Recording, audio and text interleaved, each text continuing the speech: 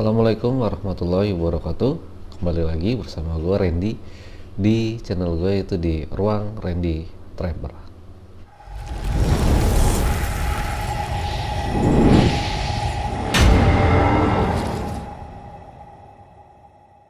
Oke teman-teman, jadi gini, di video kali ini gue itu mau kasih kronologis yang sebenarnya ya terkait dengan video gue yang sebelumnya gitu ya. Itu video yang waktu itu gue dilemparin batu pada saat turun gede ya, itu malam jalur Cibodas gitu ya. Jadi nanti linknya gue sertain di kiri atas sini ya. Oke, nah ini kalau di video itu kan dilihatnya itu gue jalan sendirian gitu ya, jalan sendirian, terus ketangkep juga batu yang ngelemparin gue itu ya, itu di kamera. Kebetulan memang waktu itu gue kamerain. Nah jadi gini, kronologisnya itu, jadi waktu itu gue dari Panjang Cangan itu kalau nggak salah sekitar jam setengah 9-an ya, gue kurang lebih jam setengah 9-an malam, jam 8 atau setengah 9-an lah ya. Nah jadi gue sama dua teman gue ya, karena kita naik bertiga waktu itu jalur Putri lintas Cibodas turunnya. Nah jadi waktu itu gue memang kondisi lagi istirahat di Panjang Cangan gitu kan, istirahat Panjang Cangan itu sambil minum, istirahat lah, ngerokok dulu gitu kan. Nah setelah itu kondisi di Panjang Cangan saat itu nggak terlalu rame, tapi ada beberapa pendaki lumayan lah gitu kan. Nah istirahat kurang lebih sekitar 15 menit ya, itu gue lanjut jalan gitu kan sama teman gue. Tapi teman gue yang berdua ini mereka jalan duluan, itu Tio sama Asep gitu ya.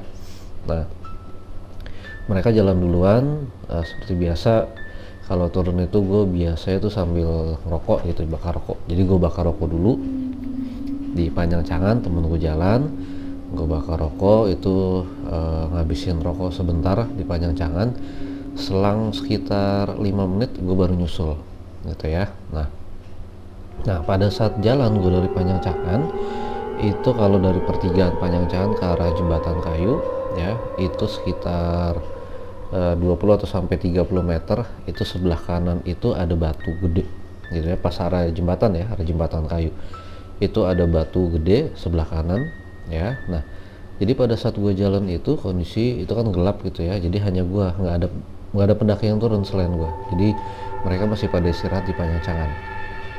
Itu setelah gue jalan lewatin batu itu, nah di sebelah gue itu gue ngeliat dari batu itu tuh muncul orang gitu loh. Jadi gue nggak ngeliat gitu memang, jadi nggak gue tengok, jadi gue hanya sekedar lagi jalan gue ngeliat, oh di sini nih ada orang gitu kan, bajunya waktu itu putih gitu, dan sekilas itu kayak pakai keril gitu kan.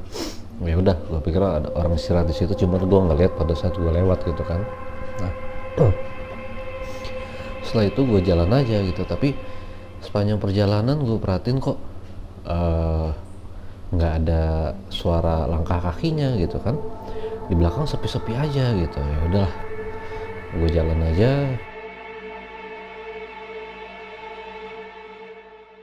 terus sambil jalan terus ya gue penasaran dong, kok tadi gue ngeliat ada sosok orang gitu kan yang jalan, apa yang keluar dari batu itu berdiri gitu ya.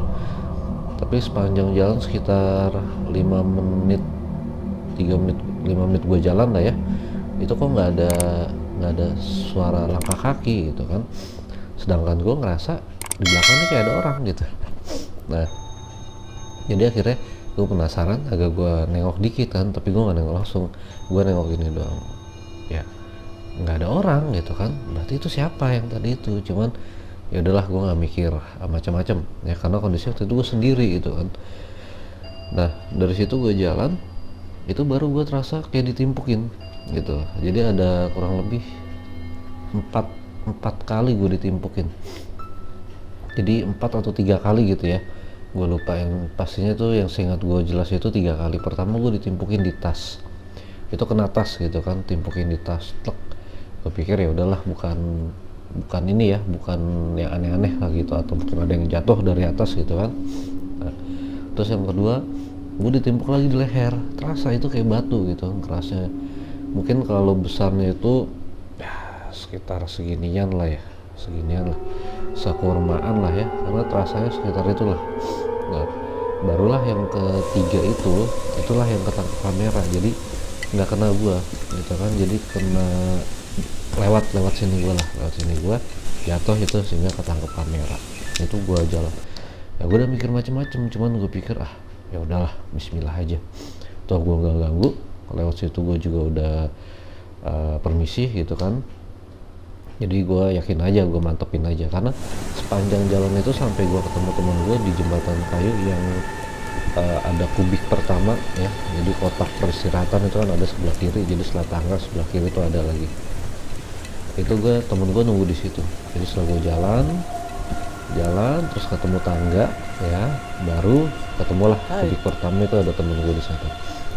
Assalamualaikum. Jadi setelah gue lihat temen gue itu, setelah gue turun tangga itu kan udah kelihatan kubik pertama, gue ngeliat temen gue, nah gue ngerasanya udah nggak ada gitu, jadi gue ngeliat udah nggak ada.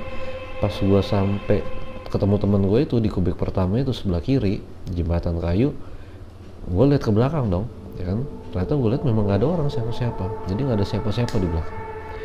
Jadi kan gue mikirnya ini siapa tadi gitu ya, tapi ya udahlah gitu kan, dah gue ngobrol sama temen gue. Nah yang anehnya gini, jadi selang 5 menit atau 10 menit lah gue sampai di kubik itu, kubik pertama tempat peristirahatan. Gue lagi nyiapin buat ngopi waktu itu kan sama teman gue, ini ada beberapa rombongan pendaki ini sekitar 5 atau 6 orang gitu kan, jadi kedengeran lah dari arah Panjang mau ke arah tangga lewatin gue gitu. Nah yang anehnya, jadi kalau misalnya dari arah Panjang ya, jadi sebelum kubik pertama itu kan kita lewatin tangga dulu, jadi lewatin tangga itu turun, baru nanti ketemu kubik pertama itu tikungan, baru nanti jalan lagi ke arah sana tuh baru ketemu kubik kedua yang sebelah kanan. Nah di tangga itu kan persis ya di depan gue gitu kan, karena gue madepnya ke tangga itu, gue masih penasaran sebenarnya sama yang di tangga itu siapa gitu kan, karena dia hilangnya pas di tangga karena nggak ada siapa-siapa.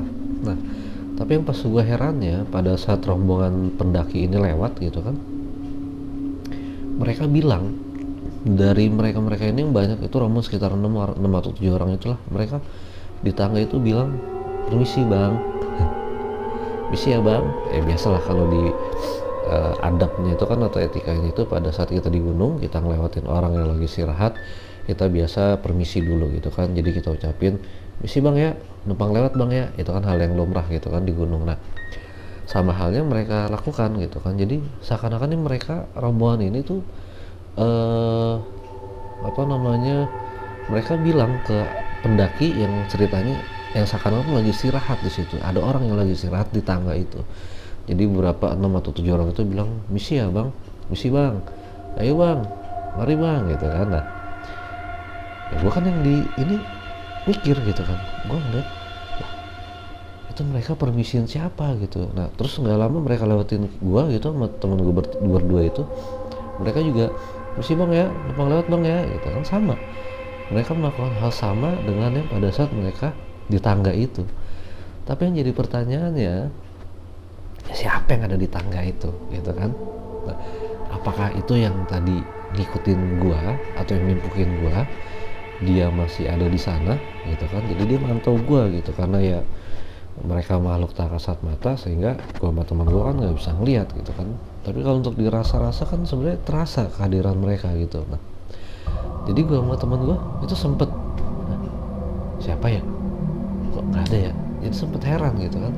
Tapi ya udahlah, gue bahas panjang di sana, gue fokus aja istirahat di situ, ngopi dulu.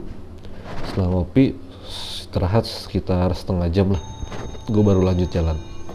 Nah baru bahasnya itu setelah kita sampai di bawah itu, di warung langganan gue waktu dari gue SMA itu, di warungnya Abah Udin Itu baru kita bahas lah. Jadi gue ceritain semuanya dari gue ditimpukin sampai yang itu permisi itu.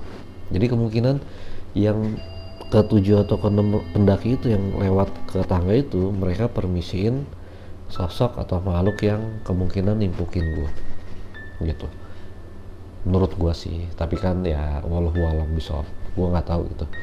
Tapi yang gue rasa ya kayak gitu, karena sesaat gue sebelum sampai teman-teman gue itu ya rasa-rasanya tuh udah nggak ada gitu. Jadi sebelumnya tuh ada kayak ada yang jalan tapi nggak ada suara. Tapi gimana sih kalau diikutin gitu kan, energinya kan terasa, energi negatifnya. Bukan berarti gue positif ya tapi ya gitu, energi negatifnya kan terasa, sehingga yang awalnya kita kayak risih diikutin terus hilang, jadi kayak netral gitu kan pada saat ketemu temen. Nah ternyata apa dia berhenti di tangga ini atau ketemu temen gue dia hilang gitu kan, karena ada yang lebih serem dari dia, mungkin temen gue si Tio belokan gitu. Akhirnya ya itulah, mungkin dia masih ngeliatin gue, mantau gue sama temen-temen gue di tangga, sehingga pada saat pendaki itu turun bilang permisi ya, mereka lihat itu mungkin sosok pendaki mungkin ya, karena gue nggak sempet nanya. Tadi gue mau nanya sebenarnya yang dipermisiin itu siapa tuh sama pendaki yang lewat gitu kan, cuman ya udahlah, gue males bahas juga, toh ya memang itu tempatnya mereka gitu kan, gue juga nggak mau ganggu gitu. Jadi ya gitulah. Kalau di Gunung Gede itu memang resiko jadi sweeper ya, atau tim sapu bersih yang posisi paling belakang ya kayak gitu kalau kita turun malam. Jadi biasanya itu ada aja gitu kan, nggak mesti, tapi yang gua rasain setiap kali gua ke Gunung Gede itu mesti ada aja. Sebenarnya ada beberapa gitu kisah yang lumayan agak horor gitu kan di Gunung Gede, tapi mungkin nantilah ya part-partnya, karena video ini khusus gue buat yaitu untuk ngebahas kronologi dari video yang gue ditimpukin waktu itu.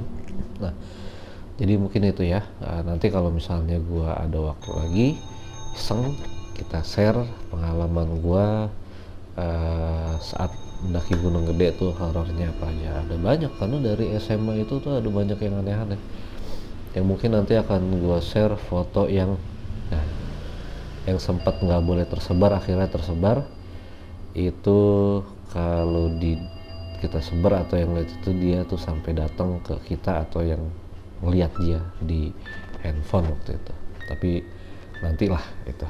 Dan jelas gue saat ini videonya tuh khusus untuk menjelaskan kronologi pada saat gue ditimpukin itu ya. Jadi intinya sih, selama kita sopan dan kita yakin sama yang di atas penjagaannya dan kuasanya, insya Allah pada saat kita melewati rumahnya mereka dengan adab, etika ya, dan menghormati satu sama lain, insya Allah aman kok. Jadi nggak perlu yang aneh-aneh lah gitu kan, karena pada dasarnya kita sama-sama makhluk Allah, dan mereka pun biasanya hanya iseng atau sekedar menunjukkan eksistensi mereka bahwa gua ada loh gitu. Tapi kalau untuk mencelakakan, selama kita nggak menyalahi aturan ya, insya Allah nggak kok, karena kita punya dimensi yang beda-beda, kita punya dunia yang beda gitu. Oke, itu aja dari gua. Semoga ada usia, ada waktu, ada kesempatan untuk gua share pengalaman horor di Gunung Gede atau di gunung-gunung lainnya. Oke, itu aja dari gua, dari channel Ruang Tunggu Tramper.